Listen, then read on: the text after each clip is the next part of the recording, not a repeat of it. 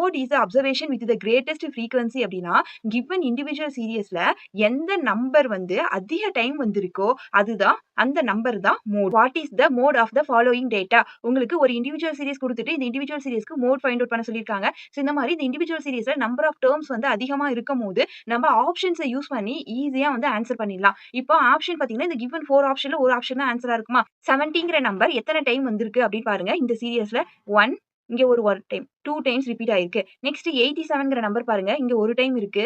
Next ஒரு time தான் இருக்கு. ஸோ அப்ப 87ங்கிற நம்பர் ஒரு டைம் தான் வந்திருக்கு. நெக்ஸ்ட் 65ங்கிற நம்பர் பாருங்க. இங்க ஒரு டைம் இருக்கு.